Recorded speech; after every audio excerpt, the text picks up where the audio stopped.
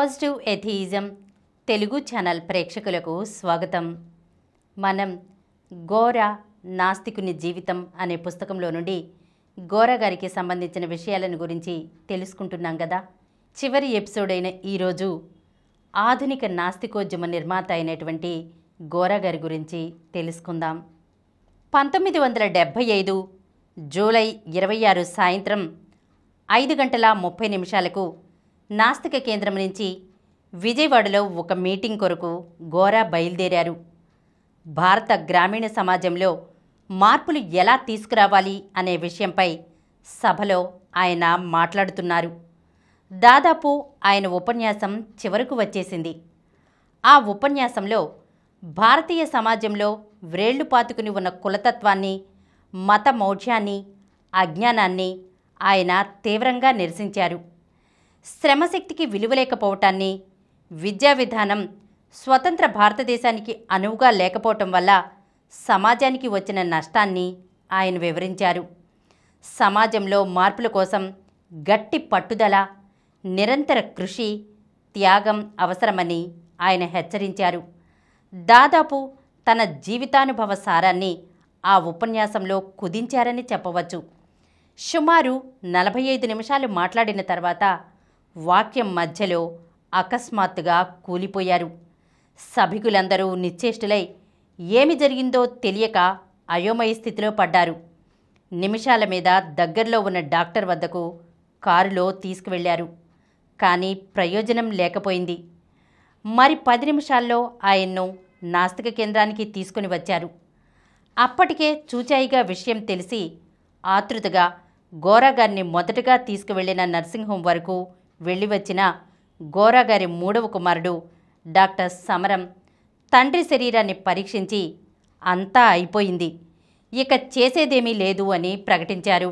మరణమంటే కేవలం హృదయం, మెదడు పనిచేయటం ఆగిపోవటం తప్ప వేరేమీ కాదని, ఆగినప్పుడల్లా తిరిగి వాటిని పనిచేసేటట్లు చేయగలిగితే మరణాన్ని జయించవచ్చని గోరా విశ్వాసం.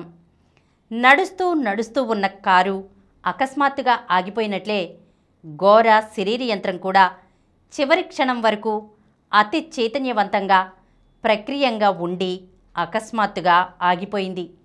ఒక్క క్షణమైనా ఆయన బాధను ప్రకటించలేదు, అనుభవించలేదు. ముఖం మీద చిరునవ్వు మటిమాయం కూడా కాలేదే. సెరిబ్రల్ హెమరేజ్, మెదడులో రక్తనాళాలు అకస్మాత్తుగా పగిలి పనిచేయటం మానివేశాయి అని డాక్టర్లు చెప్పారు. ఆ మీటింగ్కు వెళ్ళినప్పుడు గోరా వెంట ఆయన కుటుంబ సభ్యులెవరూ ప్రత్యేకంగా లేరు. ప్రత్యేకంగా తాము వెంట లేకపోయామనే బాధను కూడా వారు ప్రకటించలేదు. కారణం, ఆయన కేవలం కుటుంబానికే చెందలేదు, కేవలం నాస్తిక కేంద్రానికే చెందలేదు. తనను తాను మానవుడు అనుకున్నారు. మొత్తం మానవ సమాజానికే ఆయన చెందారు. తన మరణం గురించి గోరా ఎప్పుడూ ఊహించలేదు.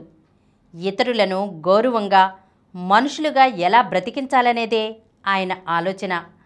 అందుచేత హృదయం, మెదడు ఆగిపోయినప్పుడు గోరా శరీరాన్ని ఏమి చేయాలనే సమస్యపై తన భావాలను ఆయన ఎప్పుడూ ప్రకటించలేదు. నిమిషాల మీద గోరా మరణ వార్త విజయవాడ పట్టణం, పరిసరాలు వ్యాపించింది. ఆకాశవాణి వార్తా ప్రసారం ద్వారా దేశమంతా తెలిసింది. తండోపతండాలుగా జనం తరలిరావటం ప్రారంభించారు. గోరా కుటుంబ సభ్యులలో భార్య సరస్వతి గోరా, పిల్లలు లవణం, సమరం, నియంత, మైత్రి, విద్య, కోడళ్ళు హేమలత లవణం, రశ్మి, సకల, అల్లుడు శేషగిరిరావు మాత్రం వెంటనే అందుబాటులో ఉన్నారు. పెద్ద కుమార్తె మనోరమ, పెద్దల్లుడు అర్జున్రావు, తమ్ముడు సాంబశివరావు గారు గుడివాడ నుంచి వచ్చారు. 2వ కుమారుడు విజయం, కోడలు సుమతి, 4వ కుమార్తె మారు, చివరి కుమార్తె నౌ, ఆమె భర్త వీరయ్య ఢిల్లీలో ఉండటం చేత 2 రోజుల వరకు రాలేకపోయారు. గోరా శరీరాన్ని ఏమి చేయాలా అనే ప్రశ్న ఎదురైంది. ఈ హఠాత్ సంఘటన నుంచి తేరుకుని ఈ ప్రశ్న గురించి ఆలోచించేసరికి కొంత సమయం పట్టింది. అప్పుడు ముఖ్యంగా 2 విషయాలు ఆలోచించారు. వైద్య కళాశాలకు శరీరాన్ని అప్పగించటం లేదా సాంఘిక సమానత్వం సాధన కొరకు జీవితాన్ని పణంగా పెట్టి ఎన్నెన్నో త్యాగాలు చేసి ఎనలేని సాంఘిక విప్లవకారునిగా సమాజం చేత గుర్తింపబడిన గోరా శరీరం సాంఘిక విప్లవ సాధనలో ఉపయోగపడగలదా అని కూడా ఆలోచించారు. మృతదేహాన్ని వైద్య కళాశాలకు ఇవ్వటం అరుదైనా కొత్త కాదు. అందుచేత గోరా శరీరాన్ని సాంఘిక విప్లవ సాధనలో భాగంగా సాంప్రదాయాలను అలవాట్లను ఉల్లంఘించుటకు వినియోగించాలని ఆ సమయంలో అక్కడ ఉన్న కుటుంబ సభ్యులు, సహచరులు, మిత్రులు అందరూ కలిసి ఏకగ్రీవంగా నిర్ణయం తీసుకున్నారు. ఈ నిర్ణయం తీసుకునేసరికి సుమారు రాత్రి 2 గంటలైంది. సాధారణంగా మృతదేహాన్ని బయటవారు ఎవరూ తాకరు. అంతేకాక కుమారుల్లో ఒకరు చితికి నిప్పు పెట్టాలనే ఆచారం ఉంది. ఇందుకు భిన్నంగా గోరా చితికి అస్పృశ్యులనబడే వారితో నిప్పు పెట్టించటం అస్పృశ్యత నిర్మూలనకు, సాంఘిక సమానత్వ సాధనకు దోహదం చేసే గొప్ప సంఘటన కాగలదని భావించబడింది. ఈ విధంగా 20 సంవత్సరాలకు పైగా గోరాతో కలిసి పనిచేస్తున్న చిట్టి రామచంద్రాపురం హరిజనవాడకు చెందిన అతి సామాన్య వ్యక్తి సత్యానందం గారిని ఇందుకు నిర్ణయించారు. 27వ తేదీ మధ్యాహ్నం 3 గంటల వరకు గోరా మృతదేహాన్ని నాస్తిక కేంద్రంలో చెట్ల క్రింద ప్రజలు చివరిసారిగా చూసి శ్రద్ధాంజలి ఘటించుటకు వీలుగా ఉంచారు. దగ్గర నుంచి దూరం నుండి వేలాది స్త్రీలు, పురుషులు, అన్ని వయసులకు చెందినవారు, అన్ని స్థాయిలకు చెందినవారు, నాస్తికులు, నాస్తికాభిమానులు, వివిధ మతాలకు చెందినవారు, వారు వీరు అనే భేదం లేకుండా వచ్చి శ్రద్ధాంజలి ఘటించారు. మంత్రులు, ప్రభుత్వోద్యోగులు, మత గురువులు, సామాన్యులు, గ్రామీణులు, పట్టణవాసులు, అన్ని తరహాలకు చెందినవారు వచ్చారు.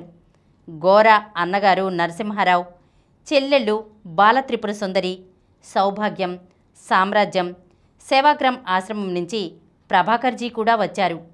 ట్రాక్టర్ మీద గోరా శరీరాన్ని విజయవాడ పురవీధుల గుండా ఊరేగిస్తూ గాంధీఘాట్ శ్మశానానికి తీసుకెళ్లారు. అచ్చట గోరా చితికి శ్రీ సత్యానందం నిప్పు పెట్టారు. ఎదురుగా శ్మశాన స్థల్లో విజయవాడ పౌరుల పక్షాన అప్పటి విద్యాశాఖ మంత్రి శ్రీ మండలి వెంకటకృష్ణారావు అధ్యక్షతన శ్రద్ధాంజలి సభ జరిగింది. గోరాతో నాస్తికత్వం రాలేదు. గోరా మరణించినంత మాత్రాన నాస్తికత్వం ఆగిపోదు. అయితే ఆధునిక నాస్తికోద్యమ నిర్మాతగా ఆయన మనందరి గౌరవానికి పాత్రులై ఉంటారు. ప్రతి ఒక్కరం నాస్తికత్వానికి వారసులమే. అయితే ఎవరెవరు ఎంత చేయగలరో, ఏమి చేయగలరో, ఎలా చేయగలరో అనే విషయం మీద నాస్తికత్వం భవిష్యత్తు ఆధారపడి ఉంది.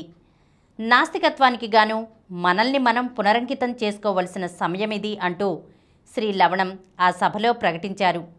గోరా ఎన్నో ఉద్యమాలలో ఎందరెందరినో ప్రభావితం చేశారు. అయితే ఆయన చేసిన ప్రతి కార్యంలోనూ నాస్తికత్వం అంతర్నిహితంగా ప్రవహించింది. వేర్వేరు వ్యక్తులకు వివిధ విధాలుగా గోరా కనబడతారు. అందుకే ప్రతి ఒక్కరూ ఆయన మృతి వల్ల తామేదో కోల్పోయినట్లుగా భావించారు. ప్రపంచం నలుమూలల నుంచి వచ్చిన సందేశాలే ఇందుకు నిదర్శనం. ప్రధానమంత్రి శ్రీమతి ఇందిరాగాంధీ, ముఖ్యమంత్రి శ్రీ జలగం వెంగళరావు, మంత్రులు, ఉన్నతాధికారులు, నాస్తిక హేతువాద సంఘాలు, మిత్రులు, సామాన్యులు ఎందరో తమ బాధను, సానుభూతిని ప్రకటిస్తూ రాశారు. వీటిలో కొన్నిటిని క్రోడీకరించి సంకల్పాంజలిగా ప్రచురించడం జరిగింది. America, Canada, Mexico, West Indies, England, Holland, France, Belgium, Sweden, Norway, పశ్చిమ Germany, Italy, Switzerland, Soviet Union, Bangladesh, Sri Lanka, Australia, New Zealand, Philippines, Fiji దీవులు, జపాన్, కొరియా, ఆఫ్రికాలోని గాంబియా, టాంజానియా, మధ్యప్రాచ్యంలోని బహ్రాయిన్ మొదలైన అనేక దేశాల నుంచి ఎందరెందరో తన సానుభూతి తెలిపారు. భారతదేశంలోని పత్రికలే కాక విదేశీ పత్రికలు, ముఖ్యంగా ఎథిస్ట్, హ్యూమనిస్ట్, రేషనలిస్ట్ పత్రికలు గోరాకు శ్రద్ధాంజలి ఘటిస్తూ సంపాదకీయాలు వ్రాశాయి, వ్యాసాలు ప్రచురించాయి. గోరా హఠాన్ మరణం పెద్ద లోటును సృష్టించిన మాట వాస్తవమే. అయితే నాస్తిక కేంద్రం కృంగిపోలేదు. గోరా మరణాన్ని సహజంగా స్వీకరించింది. ఈ పరిస్థితిని ఒక ఛాలెంజ్గా తీసుకుని ప్రతి రంగంలోనూ ముందుకే అడుగు వేస్తోంది. సాధారణంగా ఒక గొప్ప వ్యక్తి మరణం అనంతరం వారి ఉద్యమం కానీ సంస్థలు కానీ కొంచెమైనా దెబ్బతింటాయి. కానీ గోరా విషయంలో ఇందుకు భిన్నంగా జరిగింది. వారు స్థాపించిన నాస్తిక కేంద్రం కానీ వారు ప్రారంభించిన కార్యక్రమాలు కానీ గోరా అనంతరం ఏమాత్రమూ సడలలేదు సరికదా, మరింత పటిష్టమై ముందుకు సాగుతున్నాయి. అవి చిలవలు పలవలు వేసి విశాలమవుతున్నాయి. వాటితో పాటు మరికొన్ని కొత్త కార్యక్రమాలు కూడా వచ్చి చేరుతున్నాయి.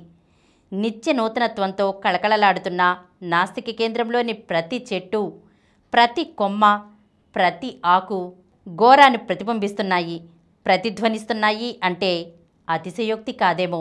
శ్రీమతి హేమలత లవణన్ రాసినట్లుగా భావి కర్తృత్వ దీక్షకు ఒక సవాల్ నీదు మరణం.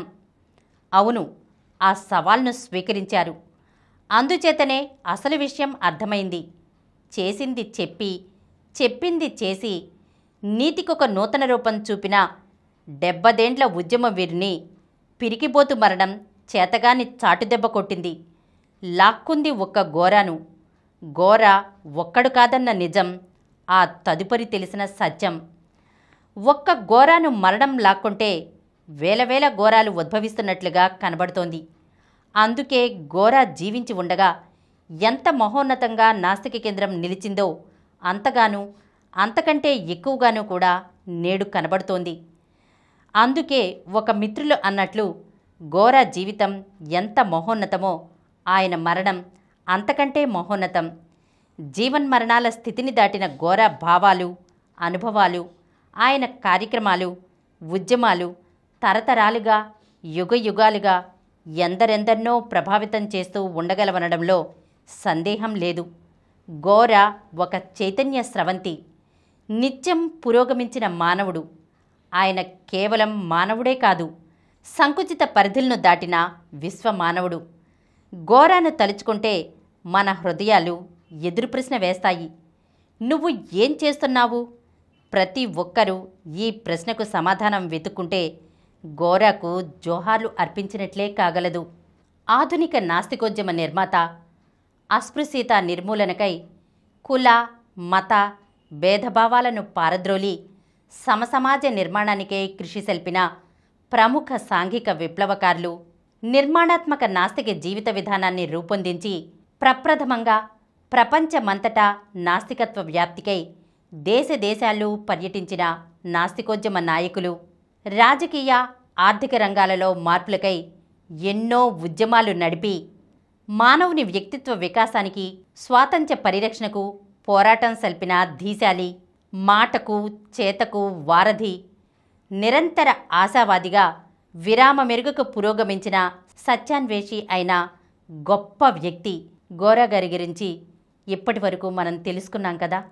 నాస్తికత్వానికి సంబంధించిన ఇలాంటి మరికొన్ని పుస్తకాలతో మళ్ళీ కలుద్దాం. ఈ కార్యక్రమం మీకు ఎంతో నచ్చింది కదా. ఇటువంటి మరిన్ని వీడియోల కోసం అనతి కాలంలోనే 20 కోట్లకు పైగా వ్యూస్ సాధించిన సమరం ఛానల్ సమర్పించు పాజిటివ్ ఎథియిజం తెలుగు ఛానల్కు సబ్స్క్రైబ్ చేయండి, లైక్ చేయండి, మీ ఫ్రెండ్స్కి షేర్ చేయండి. అలాగే ప్రక్కనున్న గంట సింబల్ని ప్రెస్ చేయడం మర్చిపోకండి.